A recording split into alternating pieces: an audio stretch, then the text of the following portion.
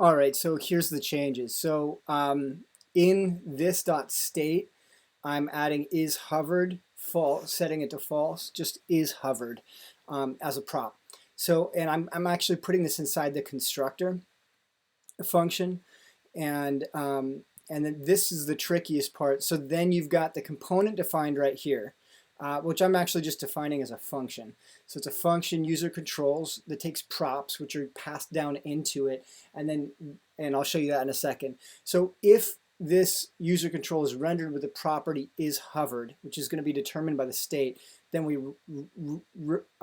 return it, and otherwise we return null, which means just don't show anything. So down here in, so I put it in here, and then I set the property is hovered to be bound to the state. So this dot state dot is hovered.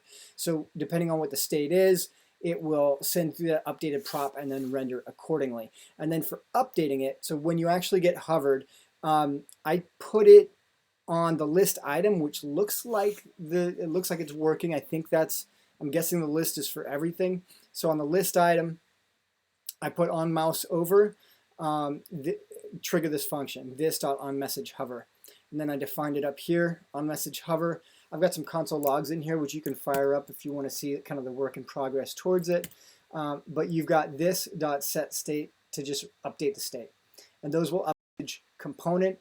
And then the only other thing is that doesn't initially work unless you bind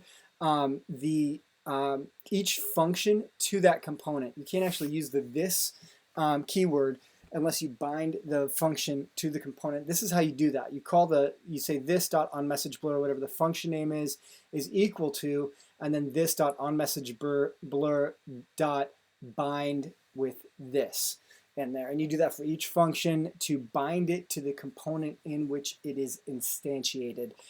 Necessary ingredient and something that we'll get used to doing. That actually makes it all work. So yeah, that's that.